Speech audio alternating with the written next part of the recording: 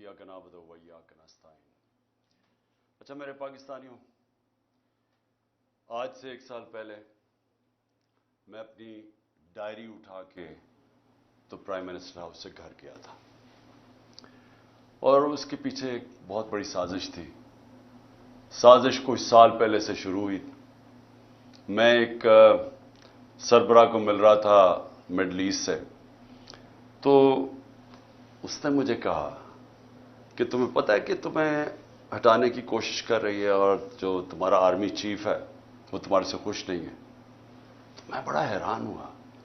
मैं तो समझा हम एक पेज पे हैं और हमें तो कोई सोच भी नहीं सकता था। तो मैंने उसको कहा तुम क्या बातें कर रहे हो। मुझे कि कॉन्फ्रेंस पे मिला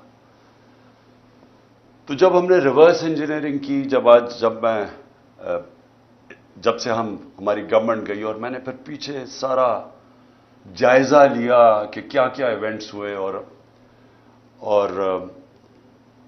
किस तरह की साजिश हुई और कौन कौन इसमें मुलव्वस था। लेकिन एक किरदार जो सबसे जो इसका मास्टरमाइंड था, तो वो फिर आहिस्ता आहिस्ता सारी समझ आ गई। किधर किधर धोखे हुए हमारे से, किधर किधर हमें लाल बत्ती के पीछे लगाया गया, किधर किधर झूठ बोले गए।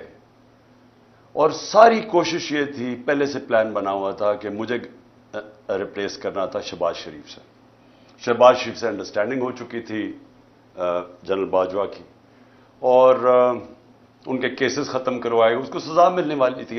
FIA केस में 16 अरब का केस और फिर नैब का 8 अरब का वो जो फेक अकाउंट्स का केस था, तो सजा होने वाली थी। तो कैसे फिर उसको पूरा बचाया भी गया और फिर उसको लाया भी गया। और फिर जो हम समझते थे कि अमेरिका से साजिश शुरू हुई है, शुरू वहां से नहीं हुई, शुरू इधर से हुई थी। इन्होंने हुसैन हकानी को हमारे गवर्नमेंट ने हायर करवाया गया, मेरे खिलाफ प्रोपेगेंडा किया गया और उसने कहा कि कैसे जनरल बाजवा कितने अच्छे हैं और प्रो अमेरिका है और इमरान खान एंटी अमेरिका है। और फिर उधर से वो साइफर आया। तो ये खैर हमें बाद में सारी चीजें सामने आ गई। अब तो वाज़ेह है कि ये पहले से साजिश थी और इसके अंदर फिर बाकी सारे मिलते गए। ये सारे PDM के लोग, ये सब शामिल थे बाद में। आज का हमारा एक हमने व्हाइट पेपर निकाला है। इसका मकसद सिर्फ ये है बताने के लिए कि 1 साल में हुआ क्या पाकिस्तान से। पाकिस्तान 1 साल पहले खड़ा किधर था और आज किधर पहुंच गया। तो मैं ये चाहता था कि आज अपनी कौम के सामने मोटी मोटी चीजें रखूं कि एक बंद कमरे में थोड़े से लोगों ने मिलकर फैसला करके आज जिधर पाकिस्तान को पहुंचा दिया है, तो कौम को कम से कम पता चले कि कौम से हुआ क्या है। सबसे पहले जैसे ही और पाकिस्तान खड़ा किधर, साल पहले किधर खड़ा था। एक तो इकोनॉमिक सर्वे में आप सारी चीजें देख सकते हैं, जो पाकिस्तान की जो हर साल माइशत के ऊपर जो एक सर्वे छपती है, उसमें ये सब चीजें आ जाएंगी। लेकिन जो मोटी मोटी चीजें ये हैं कि एक इकॉनमी जो बैंकरप्ट थी 2018 में, सबसे बड़ा बैरूनी खसारा था, करंट अकाउंट डेफिसिट तकरीबन $20 अरब का। ये पाकिस्तान की तारीख का हमें सबसे बड़ा खसारा मिला था और रिजर्व्स थे कोई $8 अरब के रह गए। तो रुपए पे प्रेशर था। उस मुश्किल वक्त पे गवर्नमेंट मिली, पहले साल स्टेबलाइज की, दूसरे 2 साल कोरोना से हमें डील करना पड़ा। अब कोरोना ये याद रखें कि दुनिया में जो इसने तबाही मचाई है, दुनिया की इकोनॉमीज में तबाही मचाई है, ये कभी सबके सामने है। ये आप बड़े आराम से देख सकते हैं कि मनफी में चली गई ग्रोथ रेट। हिंदुस्तान 7% पे आगे बढ़ रहा था, वो मनफी में चला गया। तो पाकिस्तान ने जिस तरह कोरोना का मुकाबला किया, दुनिया ने एक्नॉलेज किया। दुनिया के world economic forum, economist magazine, हर फोरम के अंदर वर्ल्ड हेल्थ ऑर्गेनाइजेशन ने एक्नॉलेज किया कि पाकिस्तान उन चंद मुल्कों में था, टॉप 3 मुल्कों में, जिन्होंने सबसे बेहतर तरीके से इतना बड़ा एक क्राइसिस था उसको संभाला। मैं ये सिर्फ सोच रहा हूं कि जो इनकी 1 साल की कारकर्दगी है, अगर ये खुदा ना खास्ता होते तब, तो इन्होंने क्या करना था। इन्होंने जो मुल्क से अभी किया है, सोचें, अभी तो क्राइसिस तो उनको कोई मिला ही नहीं है, क्राइसिस तो सारे हमें मिले थे, क्योंकि कोरोना का क्राइसिस हमने डील किया। इन्होंने जो बैंकरप्ट करके गए वो हमने इकोनॉमी खड़ी की। तो अगर ये वहां होते तो इन्होंने सबसे पहले तो लॉकडाउन लगा देना था, इनकी स्टेटमेंट्स आके बंद कर दो पाकिस्तान को। तो अगर वो बंद कर देते, आगे मुश्किल हालात थे, तो यहां तो लोगों ने भूखे मर जाना था। तो हमने जो स्मार्ट लॉकडाउन, उनकी तनकीद भी सुनी, तो शुक्र करें कि ये अल्लाह ने इनको तब वहां नहीं रखा हुआ था। उसके बाद आखिरी 2 साल 5.7% पे हमारी इकॉनमी ऊपर गई और 6% पे ऊपर गई। और ये याद रखें कि 17 साल में बेहतरीन पाकिस्तान की इकोनॉमिक परफॉर्मेंस थी। हमें प्रॉब्लम्स आ रहे थे। प्रॉब्लम्स क्या था कि दुनिया में कोरोना की सप्लाई साइड की रुकावट की वजह से जो ऊपर गई, वो जिसको कहते हैं कमोडिटी सुपर साइकिल, एनर्जी की कीमतें ऊपर चली गई, गैस की सबसे ज्यादा, तेल की, कोयले की, सब ऊपर चली गई। और उसकी वजह से सारी दुनिया के अंदर महंगाई आई। तो हम भी महंगाई से डील कर रहे थे। हमें मुसलसल इन्होंने कहा कि महंगाई में मुल्क तबाह हो गया। लेकिन याद रखें कि सबसे बड़ा जो चीज महंगाई करती है वो तेल है। तो हमारे जमाने में आखिरी साल में $110 से $115 पे तेल चला गया था। इनके दौर में अभी $65 था, और अब कभी $70 होता है, $80 पे सुना अभी गया हुआ है। तो फर्क देखें कि तेल का तब कितना महंगा था, अब कितना महंगा। तो इनका तो कोई इतना बड़ा क्राइसिस नहीं था। हमने सबसे ज्यादा क्राइसिस डील किए। और उसके बावजूद जब हमारी ग्रोथ रेट थी 5.7 और 6%, ये 17 साल में पाकिस्तान की बेहतरीन ग्रोथ रेट थी। और याद रखें, उससे पहले जो थी, अमेरिकन डॉलर आ रहे थे वॉर ऑन टेरर में। उससे पहले जनरल जियाउल हक के, तब फिर डॉलर्स आ रहे थे अफगान जहाद में। उससे पहले अयूब खान की सीटों सेंटों में फिर अमेरिकन डॉलर आ रहे थे। ये अमेरिकन डॉलर्स आने के बगैर पाकिस्तान की ग्रोथ 5.7 और 6% थी। जो हमने तेल की कीमतें, पेट्रोल और डीजल की कीमत नीचे रखी, वो क्यों रखी थी? क्योंकि हम समझ रहे थे कि बबल है, ये थोड़ी देर के नीचे आ जाएगा, लेकिन हमारी इकोनॉमी इतना ऊंच नीच नहीं दे सकती, इसलिए हमने सब्सिडाइज की। क्योंकि हमने रूस से जब मैं वहां गया, मैंने सदर पुतिन से जब मुलाकात हुई, हमने उनको बताया कि हमारे मुल्क में ये आपकी टेंशन की वजह से तभी तेल की कीमतें ऊपर चली गई थी। तो उन्होंने फिर अपना एनर्जी मिनिस्टर भेजा, हमाद अजहर से मुलाकात हुई, और हमारी अंडरस्टैंडिंग ये थी कि हमने जिस तरह हिंदुस्तान सस्ता तेल रूस से ले रहा था, पाकिस्तान ने भी लेना था। और बदकिस्मती से आते साथ ही आपको पता है कि साजिश शुरू हो गई। वापस आए तो वोट ऑफ नो कॉन्फिडेंस हो गई, और उसके बाद हमारी गवर्नमेंट चंद हफ्तों में चली गई। तो वो बीच में ही चीजें रह गई। हमारा टेररिज्म, जो इतना आजकल टेररिज्म की बात कर रहे हैं, याद रखें हम टेररिज्म से टूरिज्म पे गए थे। हमारे 3.5 साल में दहशतगर्दी देख लें और आज देख लें। और जब जो अमेरिका निकला अफगानिस्तान से, तो वो बेहतरीन टाइम था उस वक्त कि अफगान गवर्नमेंट के साथ कोऑपरेट करके हम इस मुल्क के अंदर जो दहशतगर्दी जो थोड़ी बहुत भी थी, उसके ऊपर भी काबू पा सकते थे। लेकिन कुछ नहीं किया गया। इन्होंने कोई ना, इनके पास टाइम था सोचने का, ना कुछ था, क्योंकि आए थे सिर्फ एक मकसद के लिए, अपने करप्शन केसेस खत्म करने के लिए। ना इन्होंने इकोनॉमी का रोड मैप दिया, ना इनको कोई फिक्र थी कि ये जो वापस आ रहे हैं, जब तालिबान गवर्नमेंट आई तो उन्होंने कहा वापस जाएं टीटीपी को। तो जब वो वापस आ रहे थे, ना सोचा कि उनको रिहेबिलिटेट कैसे करना है। इनको तो इसकी फिक्र ही नहीं थी। ये तो पड़ गए अपने करप्शन केसेस पे आते साथ ही। पहली कैबिनेट की मीटिंग के अंदर इन्होंने आते साथ ही अपने जनाब ईसीएल पे जो रखे हुए थे वो खत्म किया। 60% कैबिनेट जो नई आई वो जमानत पे थी, करप्शन के केसेस थे। तो इन्होंने तो सिर्फ आते साथ ही अपनी करप्शन केसेस खत्म किए, और फिर असेंबली में जाके नैब का कानून पास करके 1100 अरब रुपए के करप्शन के केसेस अपने खत्म किए।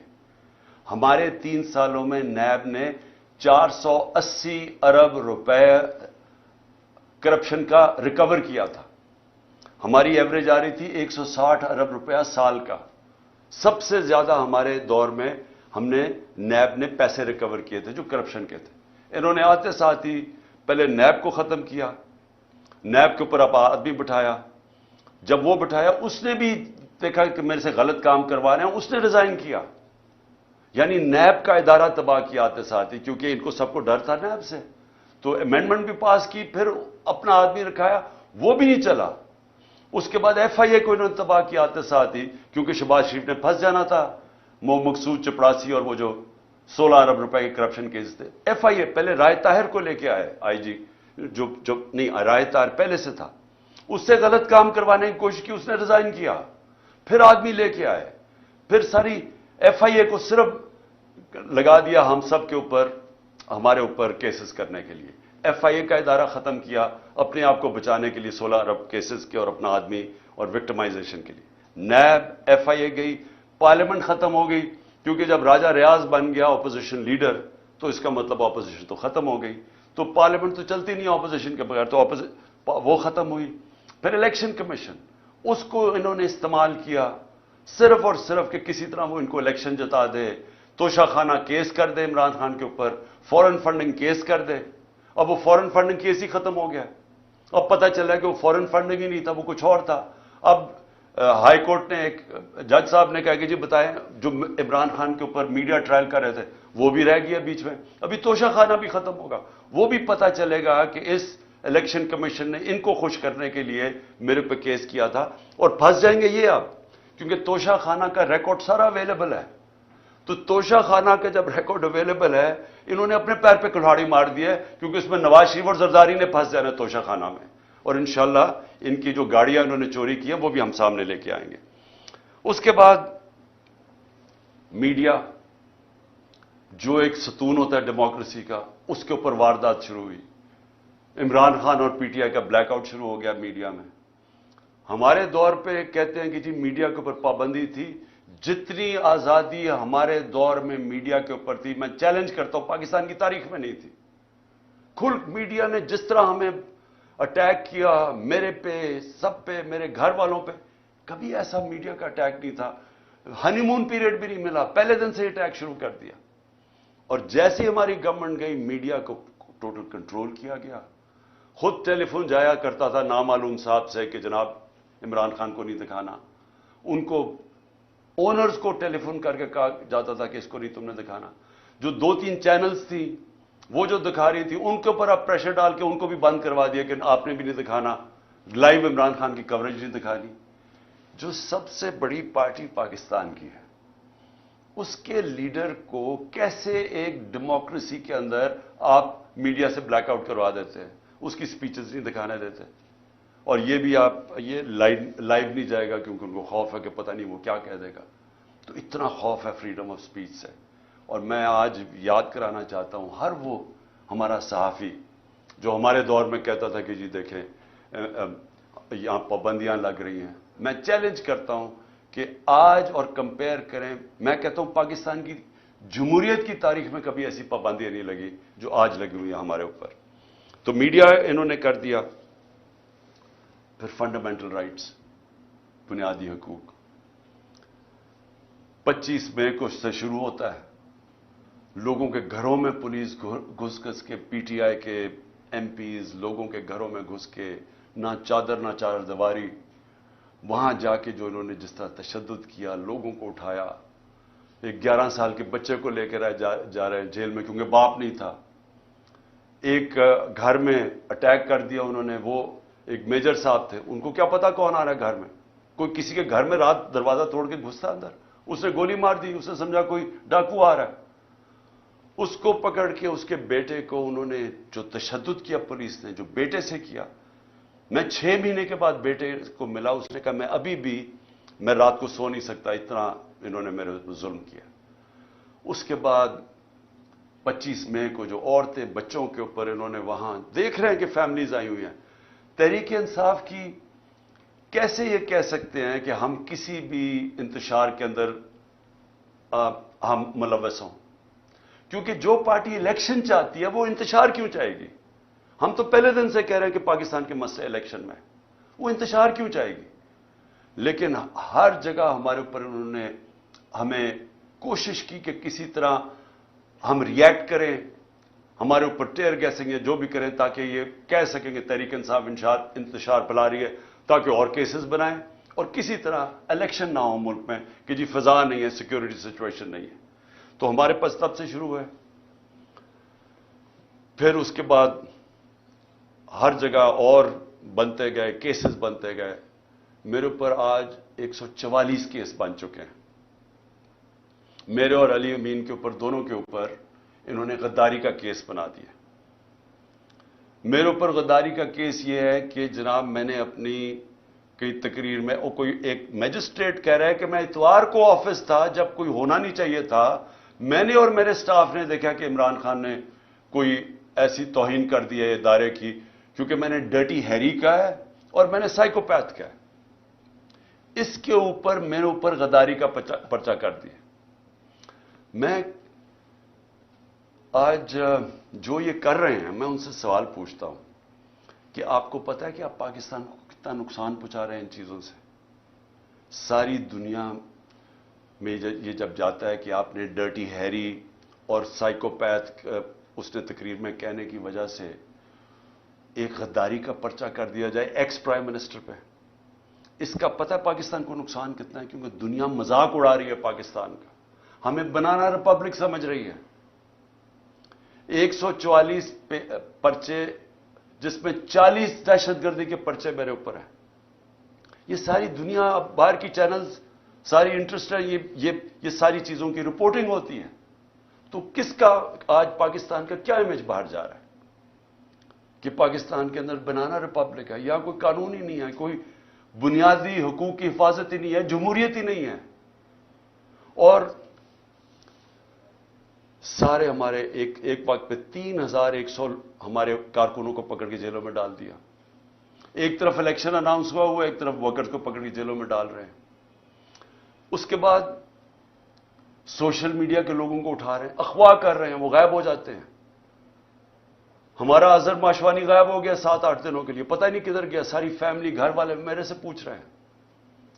پوری طرح اس ملک کو سمجھنا چاہیے کہ جب یہ مسنگ پرسن ہوتا ہے، یہ جو بلوچستان میں روتے ہیں لوگ، یہ جو کراچی میں لوگ کہتے ہیں کہ یہ اٹھا کے لے گا کسی کو، اس گھر کے اوپر کیا گزرتی ہے جب آپ کسی کو اٹھا کے اغوا کر لیتے ہیں. اور پھر اعظم سواتی سے جب اس کو ٹارچر کیا جاتا ہے، اس کو کسٹوڈیل، پہلے تو اس کو بچوں کے سامنے، اس کے پوتے اور پوتیوں کے سامنے مارتے ہیں آ کے 3 بجے گھر میں گھس کے، پھر اس کو اٹھا کے لے جا کے ننگا کر کے ٹارچر کرتے ہیں 75 سال کے آدمی کو. اس کے اندر اتنا غصہ ہے آج، کیونکہ جب آپ کسی سے اس طرح ذلیل کرتے ہیں، آئین کا جو آرٹیکل 14 ہے جو رائٹ ٹو ڈگنیٹی دیتا ہے، ہمیں ہماری عزت نفس کی حفاظت کرتا ہے، جب آپ اس کو ننگا کر کے ایک ٹویٹ کے اوپر کہ اس نے باجوہ کو کہہ دیا کہ NRO 2 آپ نے دیا ہے، اس کے اوپر اس کو ننگا کر کے اس کو تشدد کرو، سوچو کہ اس کا کیا امپیکٹ گیا، ہماری پارٹی پہ کیا امپیکٹ گیا. اور سب کو پتا کون اس کے پیچھے تھا. پولیس نہیں تھی، نامعلوم افراد نے یہ کیا. گل سے یہی کیا. شہباز گل کو بھی اٹھا کے لے کے گئے، 2 دن رکھا، تشدد کیا اس کو. ایک یونیورسٹی کا پروفیسر ہے، اس کو پکڑ کے انہوں نے تشدد کیا. کدھر گئے فنڈامنٹل رائٹس؟ کوئی پوچھنے والا نہیں. خوف ہے ساری جگہ کہ او ہو جی نامعلوم نے اٹھا لیا. خوف ہے ان کا کہ کوئی سب ان کے سامنے ڈرتے ہیں. سوشل میڈیا کے بچوں کو پکڑا، کسی کو کبھی کوئی اٹھا لے، ان کی عجیب عجیب خبریں آئیں، پکڑ کے وہی ننگا کر کے ان کو ذلیل کر کے ان کو پھر گھر واپس دے کہ آپ نے کچھ نہیں کہنا، آپ نے کسی کی تنقید نہیں کرنی. کوئی یہاں ایک ایسے انٹچبلز ہیں، ان کا نام بھی نہیں آپ نے لینا. یعنی یہ کوئی مشرف کے مارشل لا کے اندر ہم نے کبھی اس طرح کی سختی نہیں دیکھی. میں نے کبھی اس طرح، میں اپوزیشن میں تھا، کبھی میں نے اس طرح کا ظلم نہیں دیکھا جو ہمارے اوپر ہوا ہے اور ہوتا جا رہا ہے، رکتا نہیں ہے. ہمارے جو لوگوں کو اٹھاتے ہیں وہ سب بتاتے ہیں، ان کو پکڑ کے لے جاتے ہیں. روزوں میں انہوں کو اٹھایا، نہ ان کو روزہ کھولنے دیا، گندا پانی دیں، پھر کوئی نامعلوم افراد آ جائے ان سے پکڑ کے لوگوں کو ان کو پھینٹا لگایا ان کو. اور پولیس کا میں یہ کہہ دوں کہ زیادہ تر پولیس ہمارے ساتھ سمپیتھیٹک تھی. لیکن میں اب اپنے گھر کا بتانا چاہتا ہوں کہ میرے گھر کے اوپر جو یہاں اٹیک ہوا. دیکھیں پہلے آپ سمجھ جائیں کہ وہ ہوا تھا، ایشو تھا کیا، وہ وارنٹ کس چیز کی تھی. وارنٹ یہ تھی کہ ایک میجسٹریٹ کے کورٹ نے کہا کہ عمران خان کو وہاں ایک کیس کے اندر اپنی حاضری دینی ہے بیل کے لیے. میں کیوں نہیں جا سکا؟ پہلے مجھے گولی لگی ہوئی تھی. 3.5 مہینے میں میری ٹانگ ٹھیک نہیں تھی، ٹریول نہیں کر سکا. اس کے بعد میں نے ساری عدالتوں میں، ہائی کورٹ اسلام آباد جانا شروع کیا. اس عدالت میں اس لیے نہیں جا سکا کیونکہ وہ کچہری میں، ایف ایٹ کچہری میں جدھر وہ عدالت ہے، ادھر 2 دفعہ دہشت گردی کے حملے ہوئے ہیں. ججز اور وکیل وہاں مر چکے ہیں اس میں. اس لیے ہماری سیکیورٹی، کیونکہ گورنمنٹ کا کام ہے مجھے سیکیورٹی دینا، یہ دے نہیں رہے. انہوں نے جو پرائم منسٹر کی بھی سیکیورٹی تھی، ایکس پرائم منسٹر، وہ بھی ہٹا لی ہے، اور اس جگہ کے اوپر سیکیورٹی تھی نہیں. تو ان سے وکیلوں نے درخواست کیا میجسٹریٹ کو کہ وہ آپ دوسرے عدالت میں چلے جائیں تو ہم آ جائیں گے. اس کے اوپر اس نے میری وارنٹ نکال دی. وارنٹ نکلی تھی بنی گالا کے لیے، لے کے آنا تھی، اور انسپیکٹر نے وارنٹ لے کے آنا تھا. وہ ڈی آئی جی وہ بنی گالا کی وارنٹ لے کے یہاں جاتا ہے، اس کا پروسیجر ہی بالکل غلط ہے. پہلے تو وارنٹ یہ تھی کہ عدالت میں آنا تھا 18 کو، وہ میں ویسے ہی جا رہا تھا عدالت میں، لیکن وہ وارنٹ یہ 3-4 دن پہلے آ گئے یہاں کہ جی آپ کو ہم نے اریسٹ کرنا ہے. بالکل غلط تھا، غیر قانونی تھا. اس کے بعد انہوں نے جب یہاں پولیس فوج جمع کر دی، جس طرح کہ دنیا کا سب سے بڑا دہشت گرد یہاں چھپا ہوا ہے، 3 طرف سے پولیس. تو شام کو میں نے وکیل کے ذریعے اشتیاق خان جو پریزیڈنٹ ہے لاہور بار ہائی کورٹ کا، اس نے میں نے ایشورٹی بانڈ دیا کہ میں پہنچ رہا ہوں وہاں 18 کو، اور جب وہ ایشورٹی بانڈ مل جائے قانون کے مطابق اریسٹ نہیں کر سکتے. وہ سی پی او وہ لیتا ہی نہیں ہے بانڈ، کیونکہ نیت کچھ اور تھی. نیت کیا تھی یہ ذرا میں آپ سب کو بتا دوں. نیت ان کی یہ تھی کہ 2 قسم کے ان کے سامنے ماڈل تھے جو میرے اوپر آزمائے. پہلے تھا سلمان تاثیر کا قتل. وہ دینی انتہا پسند ہیں جو وزیر آباد جس کے نام پہ انہوں نے یہ پلان کر کے کیا ہوا تھا. پہلے انہوں نے ایک کیمپین چلائی کہ عمران نے توہین مذہب کر دی ہے. میں نے تب پبلک میں کہا کہ یہ اب سلمان تاثیر ٹائپ قتل کرائیں گے میرا دینی انتہا پسند سے، اور وہی ہوا. وہ اس نے میرے پہ واردات کی وزیر آباد میں. اس کے بعد کور اپ کیا گیا. پہلے تو میری ایف آئی آر نہیں رجسٹر کی، مجھے پتا تھا وہ کون 3 لوگ ہیں جو پیچھے تھے، کیونکہ میں تو پہلے سے کہہ رہا تھا کہ یہ میرے اوپر واردات ہونی ہے. اس کے بعد جب واردات ہوگی انہوں نے سیبوٹاج کیا جے آئی ٹی کی، کیونکہ اگر وہ فائنڈنگ سامنے آ جاتی تو پتا چل گیا تھا 3 شوٹر ہیں، ایک تھا ہی نہیں. تو وہ دینی انتہا پسند کا جو انہوں نے بوگی بنائی تھی وہ تو ختم ہو گئی تھی. تو انہوں نے وہ سیبوٹاج کی. کون تھے پیچھے؟ وہ طاقتور جو سارے پاکستان میں وہ طاقتور جو فیصلہ کرتا وہی ہوتا ہے، وہ پیچھے تھے. اس کے بعد اگلا پلان بنتا ہے یہ جو میرے گھر پہ یہ اٹیک، یہ دوسرا ماڈل تھا مرتضی بھٹو ٹائپ قتل، کہ انہوں نے اٹیک کرنا تھا، یہاں ہو رہا ہے، اور اسی کے اندر جناب عمران خان کو قتل ہو گیا. تو وہ مرتضی بھٹو کا ماڈل تھا. یہاں پہلے کیا، ساری رات اٹیک کرتے رہے، اتنی پولیس رینجرز، جس طرح کا انہوں نے کیا سب غیر قانونی تھا. مقصد کچھ اور تھا. مقصد یا قتل کرنے کا تھا، یا پھر اٹھا کے جیل کے اندر کوئی زہر دے دینی تھی، جو کہ ان کا وہ جس طرح 4 مرے ہیں ہارٹ اٹیک سے شہباز شریف کے گواہی، وہ دوسرا وہ ماڈل تھا. اس کے بعد میں جاتا ہوں اسلام آباد، ادھر دوسرا پلان، پھر مرتضی بھٹو پلان بنا ہوا تھا. اندر پہلے انہوں نے مجھے اکیلا کرنا تھا، اندر جانا تھا، ہمارے رینجرز پولیس بھرے ہوئے تھے، نامعلوم افراد. تو وہ تو شکر ہے ہمارے اندر جو وکیل تھے ان کو بھی مارا، شبلی فراز کو مارا وہاں. اور اس نے جلدی سے انہوں نے آ کے بتایا کہ یہاں نہ ہو، یہاں تو ٹریپ ہے، ڈیتھ ٹریپ ہے. وہ اللہ نے وہاں سے بچایا. تو یہ سارا پلان بنا ہوا تھا عمران خان کو راستے سے ہٹانا. وہ کیونکہ 37 میں سے 30 بار الیکشن ہم جیت چکے تھے، پاکستانی قوم ہمارے ساتھ کھڑی ہو گئی تھی، ڈر ان کو الیکشن سے لگ چکا تھا، الیکشن سے یہ بھاگ رہے تھے. اور اس الیکشن سے بھاگنے کے لیے ان کو ڈر یہ تھا کہ اگر اس کو جیل میں بھی ڈالتے ہیں تو اس کی پاپولیرٹی اوپر چلی جائے گی، لہٰذا اس کو قتل کرو، راستے سے ہٹاؤ. تو یہ جو 144 کیسز ہیں یہ سارا اسی کی کڑی ہے. پھر اسی دور میں میڈیا کا کیا، یعنی جو بنیادی حقوق تو تباہ کر دیے انہوں نے. جو ابھی علی امین کو پکڑا، اب علی امین کو کس طرح پکڑا؟ اس کو پولیس، اس کا جو ڈی پی او پکڑنے آیا، اس نے سٹیٹمنٹ دی کہ جو بھی ہو جائے میں نے اس کو پکڑ کے لے کے جانا ہے، عدالت بھی نہ اسے جانے دے. یعنی ایسا کہ ٹارگٹ کر کے جو مین لوگ ہیں عمران خان کے ساتھ، ان کو پکڑ کے جیلوں میں ڈالنا ہے. اگر عمران خان نہیں تو مین لوگوں کو جیلوں میں ڈالو. اچھا، اس کے بعد معاشیت. اب ذرا معیشت کیا تھی؟ میں نے شروع میں آپ کو بتایا کہ اکانومی گرو کر رہی تھی. انڈسٹری 17 سال میں لارج سکیل مینوفیکچرنگ انڈسٹری 10% کی ریٹ پہ گرو کر رہی تھی، 10% پہ، جو کہ بڑی انڈسٹری ہوتی ہے جس سے سب سے زیادہ روزگار ملتا ہے. 3 سال میں 55 لاکھ لوگوں کو مزید روزگار ملا. یہ بھی ورلڈ بینک کی ہے. اور ہمارا جو زراعت ہے وہ 4.5% پہ گرو کر رہی تھی. 2 سال مسلسل بمپر کراپس ہوئی. کیوں؟ کیونکہ ہم نے پیسہ، گنا کا جو فصل تھی اس کا پورا پیسہ دینے دیا. ہم نے شوگر مل مافیا کو، جو بیچارے کسان کے اوپر ظلم کرتے ہیں، اس کے حق مارتے ہیں، ہم نے ان کو ٹائم پہ پیسے دلوائے، پوری قیمت دلوائے. انہوں نے پیسہ اپنی زمینوں پہ لگایا. تو سب سے زیادہ پیسہ زراعت میں گیا ہمارے دور میں، اور اس کی وجہ سے انہوں نے، ہماری فصلیں بھی زبردست ہوئی، زراعت بھی بڑھ رہی تھی، انڈسٹری بھی بڑھ رہی تھی. آئی ٹی کی ایکسپورٹس جو مستقبل ہے 75% 2 سالوں میں بڑھی.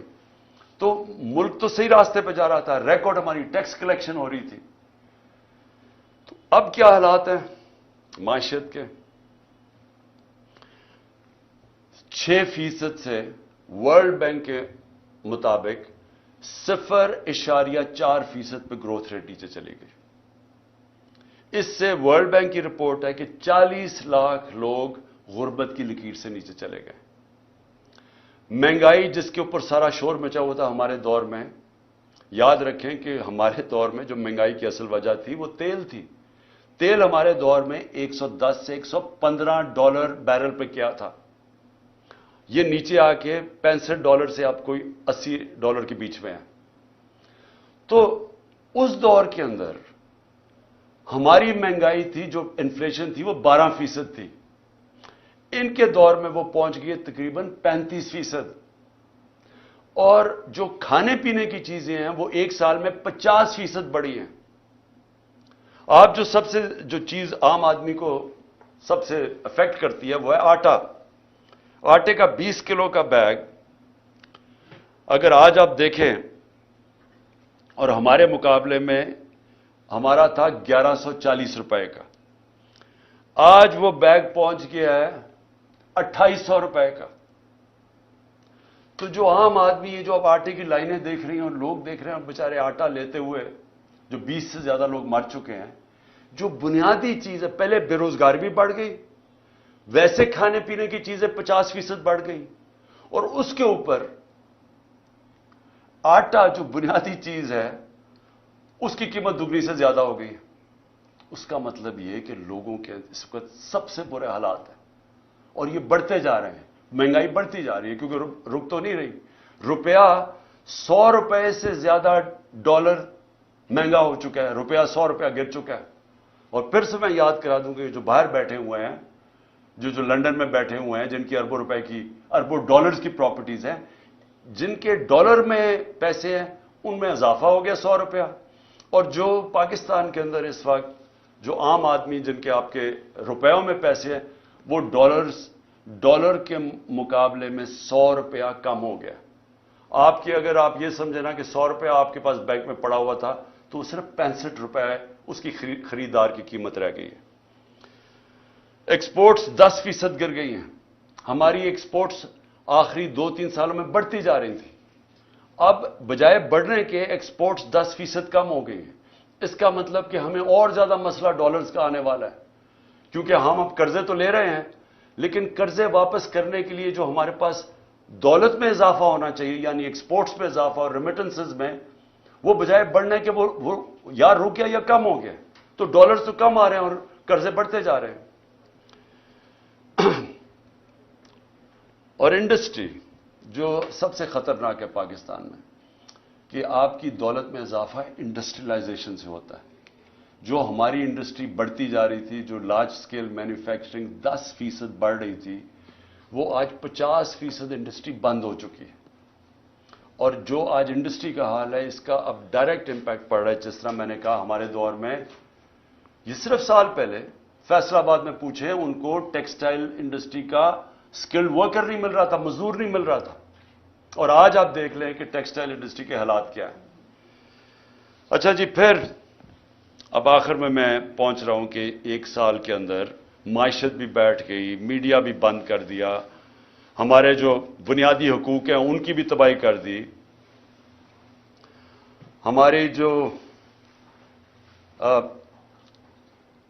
ہماری جو ٹیررزم ہے پاکستان میں، جو ٹورزم کی طرف چلے گئے تھے، باہر کی برٹش ایئرویز، باہر کی airline, Virgin Atlantic airlines آنی شروع ہو گئی تھی پاکستان میں، کرکٹ ٹیمز آنی شروع ہو گئی تھی، وہ آج پھر دہشت گردی بڑھتی جا رہی ہے. کیونکہ امن تھا تو یہ سب آ رہے تھے، تو ان کے دور میں دہشت گردی بڑھتی جا رہی ہے.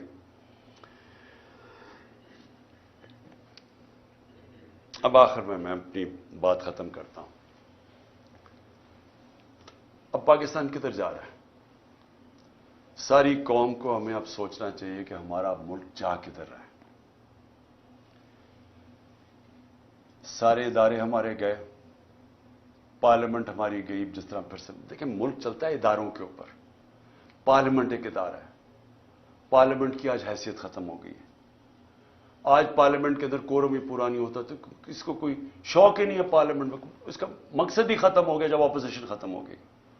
لیکن جو گورننس کے ادارے ہیں وہ گئے ہیں.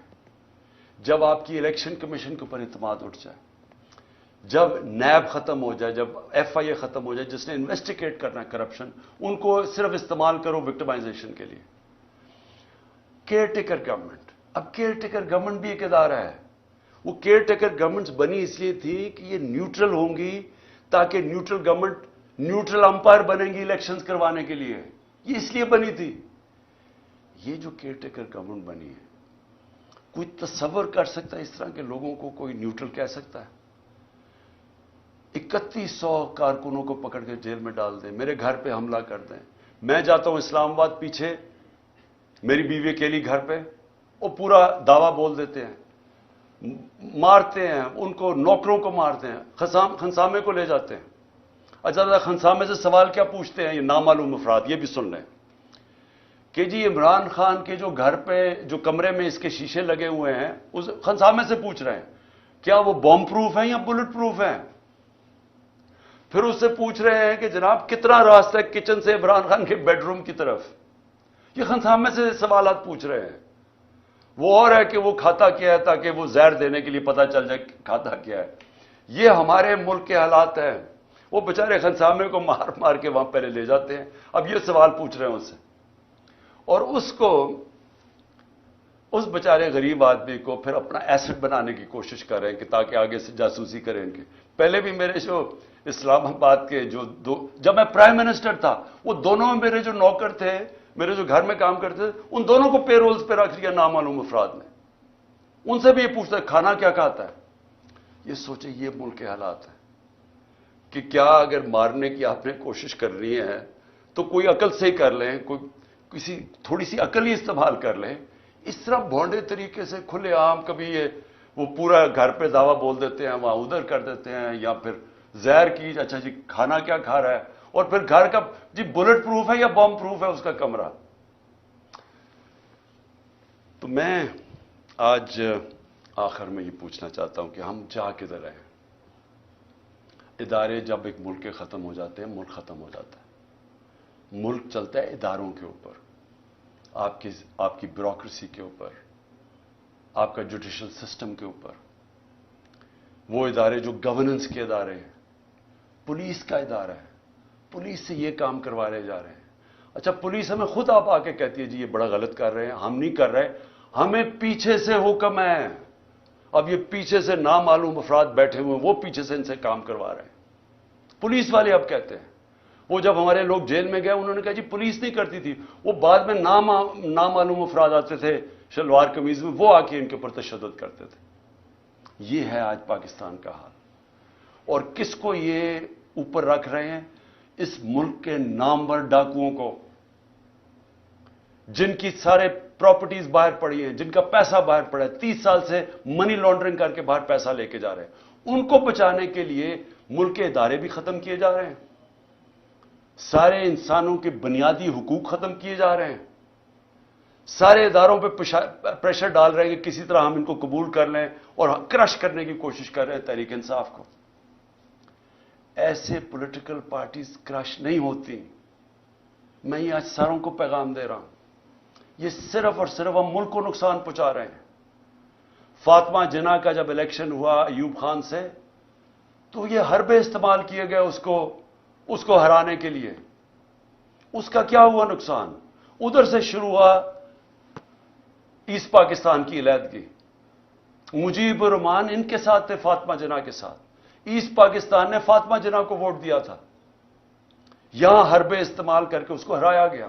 کیا نتیجہ ہوا اس کا؟ ملک ٹوٹ گیا, کیونکہ وہی مجیب الرحمان آخر میں الیکشن سویپ کر گیا, کیونکہ انہوں نے کہا یہاں تو جمہوریت ہی نہیں ہے, یہاں تو ہماری آواز ہی نہیں ہے.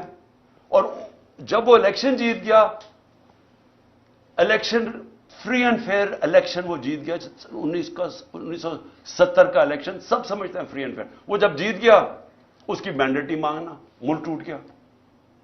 اب وہی حربے پھر استعمال کیے جا رہے ہیں کہ جو سب سے بڑی جماعت ہے, اس کے ڈر سے کہ وہ الیکشن نہ جیت جائے, سارے پاکستان کا نظام کا بیڑا غرق کر رہے ہیں. ہر وہ ادارہ ختم کر رہے ہیں کہ کسی طرح ان کو جتا دے, چوروں کو, ان کو کسی طرح یا الیکشن ہونا یا یہ جیتے نا. یہ جو اب سپریم کورٹ سے ہو رہا ہے, میں سوال یہ پوچھتا ہوں کہ میں نے آئین دیکھ کے, وکیلوں کو کنسلٹ کر کے, آئین کے مطابق میں نے اپنی گورنمنٹ جب ڈیزالو کی, اور اس لیے کہ ہم کام نہیں کر سکتے تھے, اور ہم یہ سمجھتے تھے کہ الیکشن ایک ہی راستہ ہے, اور ابھی میں سمجھتا ہوں کہ الیکشن کے بغیر کوئی دوسرا راستہ نہیں ہے. ہم اپنی گورنمنٹ ڈیزالو کرتے ہیں, ادھر سے پتہ چلتا ہے جی وہ اور ایشو اٹھ جاتا ہے کہ جی وہ 100 موٹو یا نہیں 100 موٹو. بھائی 100 موٹو میں تو ہماری گورنمنٹ گئی تھی 1 سال پہلے, 100 موٹو میں تو گئی تھی, یہی ججز تھے, تب وہ ٹھیک تھا. اب وہ 100 موٹو لیتے تو آپ کہتے جی وہ بجائے یہ فیصلہ کریں جی 90 دن کے اندر الیکشن ہونے چاہیے نہیں, کیا آئین کیا کہتا ہے؟ تو آئین تو واضح ہے. بجائے اس کے اوپر بات کرنے کے کبھی کوئی جی آپس میں ججز کو تقسیم کروا دو, ان کی آپس میں انتشار کروا دو, ملک کا بیڑا غرق کروا دو, کسی طرح الیکشن نہ ہو. وہ باہر بیٹھا ہوا جو ہے, اور یہ زرداری ہے, میں بتاؤں ان کا پاکستان میں انٹرسٹ کیا. میں پھر سے پوچھتا ہوں, چھٹیاں باہر, جب اقتدار سے نکلتے ہیں پھر باہر بھاگ جاتے ہیں, بڑے بڑے محلوں میں وہاں رہ رہے ہیں, شاپنگ باہر ہیں, سرجریز باہر ہیں, سب کچھ باہر ہے, بزنسز باہر ہیں, اس کے بچے 2 باہر کہتے ہیں پاکستان نیشنل ہی نہیں ہے. 3 دفعہ پرائم منسٹر کے بیٹے کہتے ہیں پاکستان نیشنل اس لیے نہیں ہے, یہ جواب ہی نہیں دے سکتے کہ اربوں روپے کی پراپرٹیز کدھر سے آئیں ان کے پاس. اور وہ بیٹھ کے فیصلے کر رہے ہیں پاکستان پہ, اور وہ فیصلہ کر رہے ہیں لنڈن پلان کے تحت کہ کیونکہ میں الیکشن نہیں جیت سکتا اس لیے الیکشن نہ کرواؤ اور پی ٹی آئی کو کرش کرو. اور وہ کہہ رہے ہیں کہ میں یہ جو میری اگریمنٹ ہے وہ پوری کرو, اور اس میں یہ چل رہا ہے, ملک کا بیڑا غرق ہو رہا ہے, اکانومی بیٹھ رہی, کوئی فکر نہیں ہے کہ ملک کی معیشت تباہ ہو رہی ہے. نہ پاکستان, 80% پاکستان کا بزنس مین کہتا ہے کہ ہمیں اس گورنمنٹ پہ اعتماد ہی نہیں ہے, لیکن پھر ان کو بٹھایا ہوا نہیں جی وہ تو ابھی اکتوبر میں نہیں, الیکشن اور آگے جا رہے ہیں, جب تک یہ جیتیں گے نہیں, جب تک غلط فہمی یہ ہے کہ کہیں یہ لوگ تھوڑی دیر کے بعد شاید ان کو اچھا سمجھنا شروع ہو جائے. وہ کیسے اچھا سمجھیں گے؟ کون سی چیز کریں گے کہ ملک کو اس دلدل سے نکالیں گے؟ ان کے پاس تو راستہ ہی کوئی نہیں. آپ اور ان کے لیے ملک کے آئین کو بھی نقصان پہنچانے کی کوشش ہو رہی ہے, عدلیہ کو بھی تقسیم کرنے کی, ادارے بھی ختم, فنڈامنٹل رائٹس بھی ختم, ہمارے اوپر بھی 144 کیسز. اور پھر سے میں کہتا ہوں کہ ملک کا مذاق اڑا ساری دنیا میں, ساری دنیا میں پاکستان. اب کیا مجھے یہ بتائیں, جب یہ کہے گئے گورنمنٹ کہے گی کہ ہم سپریم کورٹ کا فیصلہ نہیں مانتے, تو کس انویسٹر نے پاکستان میں آنا ہے؟ جب آپ ایک انویسٹر کو جب پاکستان کی جسٹس سسٹم میں اعتماد ہی نہیں ہے, وہ کون اپنا پیسہ لے کے آئے گا پاکستان میں؟ پاکستانی اپنا پیسہ باہر لے کے جا رہے ہیں, وہ جا کے باہر انویسٹ کر رہے ہیں. اور پھر جس ملک کے اندر اگر یہ چیزیں وہ سنیں کہ ایک ایکس پرائم منسٹر کو غداری میں اس لیے اس کے اوپر کیس کر دیا کیونکہ اس نے ڈرٹی ہیری اور وہ سائیکوپیتھ لکھ دیا ہے. دنیا مذاق اڑائے گی. اس کو بنانا ریپبلک کہتے ہیں. بنانا ریپبلکس میں انویسٹمنٹ نہیں آتی. بنانا ریپبلکس میں سے سارے ان کے لوگ پیسے چوری کر کے باہر بھیج دیتے ہیں, منی لانڈرنگ کرتے ہیں. وہاں ساری جگہ شریف اور زرداری بیٹھے ہوئے ہیں. اس لیے میں آج آخر میں یہ بات کہتا ہوں کہ جو ملک ہمارا 1 سال میں جہاں آج پہنچا ہے, کوئی سوال پوچھے گا اس آدمی سے جس نے کہا جی عمران خان بڑا خطرناک ہے اس لیے میں نے فیصلہ کیا, اور اس لیے اس نے فیصلہ نہیں کیا, اس نے فیصلہ اور وجوہات سے کیا تھا. وہ ایکسٹینشن اس کا بہت بڑا وجہ تھی. وہ اپنی ایکسٹینشن چاہتا تھا. شہباز شریف نے اسے شیورٹی دی ہوئی تھی. وہ اور بات ہے کہ نواز شریف اڑ گیا. پلان سارا ایکسٹینشن کا تھا. یہ سارا ڈرامہ اس کے لیے ہوا ہے, ذات کے لیے ہوا ہے. یہ ملک کو آج پہنچایا صرف اپنے ذاتی مفادات کے لیے, اور پوری سازش اس کے لیے کی گئی تھی. تو آج کوئی پوچھے گا اس کو کہ جدھر آج پاکستان ہے 9 لاکھ لوگ ہمارے پروفیشنلز ملک چھوڑ کے چلے گئے ہیں یہ پچھلے چند مہینے میں. امید چلی گئی ہے پاکستان سے. شوکت خانم سے 4 ہمارے کنسلٹنٹس چھوڑ گئے ہیں. یاد رکھیں کہ جو کینسر کے ڈاکٹرز ہوتے ہیں دنیا میں ان کی ڈیمانڈ ہوتی ہے. بڑی مشکل سے ہم ان کو لے کے آتے ہیں پاکستان, کیونکہ ایک کہیں معمولی سا بھی جو آنکولوجسٹ ہوتا ہے کینسر کا ڈاکٹر, اس کی معمولی سے کہ بھی وہ تنخواہ ہوتی ہے جو ہم پاکستان میں نہیں دے سکتے, تو مشکل سے ان کو لے کے آئے. تو یہ جو حالات دیکھ کے 4 ہمارے ڈاکٹر چھوڑ کے چلے گئے, مایوس ہو گئے ہیں. تو کیا کوئی اس کو ذمہ دار ٹھہرائے گا کہ تکبر کے اندر فرعون بنا ہوا کہ میں نے فیصلہ کیا جی ملک کی بہتری کیا ہے, اور اس کے لیے آج جو ہمارے حالات ہیں کوئی اس کو کوئی ادارہ ذمہ دار ٹھہرائے گا؟ کیا یہ قانون سے اوپر ہے؟ ان کو کوئی پوچھ نہیں سکتا.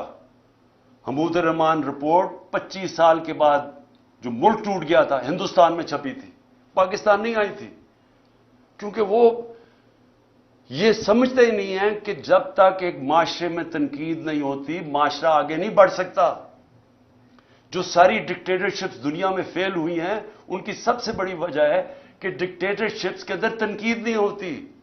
جب تنقید نہیں ہوتی معاشرہ سکڑ جاتا ہے. یہ جو جمہوریت کی خوبی ہے یہ کہ وہ تنقید ہوتی ہے اور تنقید سے اپنی صلاحیت کرتا ہے معاشرہ. یہاں جب تک ہم یہ سمجھیں گے کہ جی وہ ایک سپر کنگ تھا, وہ جو مرضی فیصلہ کرے, ذمہ دار کسی اور کو ٹھہراؤ, اور وہ آرام سے کسی باہر والے ملک میں اچھی ہوائیں لیتا پھرے, کبھی بھی ملک آگے نہیں بڑھے گا. اور آج خاص طور پہ پاکستان کی اس برے وقت میں جو سب سے خوشائن چیز وہ یہ کہ پہلی دفعہ میں نے 1 سال میں جو چیز چینج دیکھا ہے کہ ہماری عوام جاگ گئی ہے, ایک شعور آ گیا ہے. ہمارا نوجوان سوشل میڈیا کی وجہ سے اور یہ 1 سال کی کیمپین میں وہ نوجوان ایک ایشو سمجھ گیا, بچے سمجھ گئے ایشوز, اسکول کے بچے, وہ شعور ہے جو کبھی پہلے بڑوں میں نہیں تھا. اور اس سے بھی بڑی چیز کہ ہماری خواتین گھروں کے اندر انقلاب آ گیا. میں سمجھتا ہوں کہ یہ سب سے خوشائن چیز ہے جب ایک قوم جاگ جاتی ہے اور جب اس کو سمجھ آ جاتی ہے حقیقی آزادی کیا ہے. حقیقی آزادی انصاف سے آتی ہے جب ایک معاشرے میں آپ کے بنیادی حقوق کی حفاظت کرتا ہے آپ کے عدالتوں کا نظام, وہ لوگ آزاد ہو جاتے ہیں. وہ اس کو لیول پلینگ فیلڈ کہتے ہیں, وہ معاشری ترقی کرتے ہیں. تو اس وقت لوگ سب سمجھ بیٹھے ہیں کہ ہمیں آزادی چاہیے, ہم بنیادی حقوق چاہیے, ہمیں انصاف چاہیے. ہمیں یہ جو کلاس ہے قانون کے اوپر بیٹھی ہوئی ہم اس کو تسلیم نہیں کرتے. یہ جو چھوٹے سے لوگ ہیں جو ملک کے فیصلے کرتے ہیں, چوری کریں تو NRO مل جاتا ہے, قانون توڑیں تو اپنی FIR, ex prime minister FIR نہیں درج کروا سکتا کیونکہ وہ خاص کوئی آدمی تھا جس نے جو مرضی کرے تو اس کو ہمارا قانون کا نظام نہیں پکڑ سکتا. یہ ہے ظلم پاکستان کا, اور یہ جب تک چینج نہیں ہوگا ملک کا کوئی مستقبل نہیں ہے. جب تک ہم اس ملک میں رول آف لا نہیں لے کے آتے. 1 سال کا ہمارا تجربہ یہ ہمیں بتاتا ہے کہ رول آف لا جس معاشرے میں نہیں ہے اس میں تباہی ہے. اور 1 سال میں جو قتل ہوا ہے وہ رول آف لا قتل ہوا ہے. ان چوروں کو اوپر بٹھانے کے لیے اس ملک کے اوپر جو ظلم ہوا ہے وہ یہ ہوا ہے کہ ان کے لیے ایک اور قانون بن گیا ہے, इनकी सारी चोरियां माफ हो गई हैं। वो एक खातून फिरी जाती है, वो खुले आम अदलिया को बुरा भला कह रही है, जजेस को बुरा भला कह रही है, वो कोई नहीं पकड़ सकता उसको, क्योंकि वो उसको उस कैटेगरी में रख दिया है, वो कानून से ऊपर है। वो चोरी भी करे, आज तक नहीं बता सके कि लंदन में अरबों रुपए की प्रॉपर्टीज किधर से आई हैं, वो नहीं बता रहे। वो सिर्फ ये कह रहे हैं किसी की जुर्रत कैसे पड़ी कि हमें सवाल भी पूछ लिया। वो ये ऊपर ये खास लोग हैं, बाकी लोगों के पास हुकूक ही नहीं है। और जब मर्जी जेल में पकड़ो, रात को उठा लो, घरों में घुस जाओ, 3 बजे उठा लो। एक एक्स प्राइम मिनिस्टर घर 26 घंटे हमला किया गैर कानूनी तौर पे, सिर्फ उसको या उसे कत्ल करना था और या पकड़ के जेल में डालना था, और कोई कानूनी हैसियत नहीं थी उसकी। आप तमाशा देख रहे हैं, सारी दुनिया तमाशा देख रही है। तो हमारी जो जंग है हकीकी आजादी की है, और मैं समझता हूं कि क्योंकि कौम जाग चुकी है, ये जो भी करेंगे अदलिया के ऊपर हमले करेंगे, कौम अदलिया के साथ खड़ी है। पाकिस्तान की वकला कम्युनिटी को खड़ा होना पड़ेगा अदलिया के साथ, क्योंकि अगर आइन गया तो कौम खत्म। और दूसरी चीज कि ये जो कर रहे हैं, हमारे जो लोगों को पकड़े, अली मीन को जो पकड़ा है, जो केसेस कर रहे हैं, लोगों को जेलों में डाल रहे हैं, मैं आखिर में ये कहना चाहता हूं कि मेरी कौम तैयार हो जाए कि अगर इनका ख्याल है कि हम चुप करके या तो उन्होंने इलेक्शन नहीं करवाने, तब भी हमें सड़कों पर निकलना पड़ेगा, और अगर इन्होंने, और पुरअमन तरीके से, और अगर इन्होंने इलेक्शन करवाए और ये सबको अंदर बंद कर दिया, सारों को जेलों में डाल दिया, कारकुनों को जेलों में डाल दिया, कैंडिडेट्स को हरासा किया, ताकि हमारे हाथ बांध के अगर हम इलेक्शन लड़ें, और इनका ख्याल है कि हम चुप करके बैठे रहेंगे, फिर हमें सड़कों पर निकलना पड़ेगा। और मैं अपनी कौम को यह कहना चाहता हूं, हम हर चीज के लिए तैयार होना चाहिए। और हम अगले दिनों में हम देखेंगे किस तरह जा रहा है। अगर हमने देखा कि ये इसी तरह ही या इलेक्शन से भाग रहे हैं, क्योंकि इलेक्शन से तो भाग रहे हैं, अगर इन्होंने भागने की कोशिश की अदलिया को तकसीम करके, और या फिर इन्होंने हमारे ऊपर इसी तरह के हरबे इस्तेमाल किए, हम सब सड़कों पे होंगे। पाकिस्तान जिंदाबाद।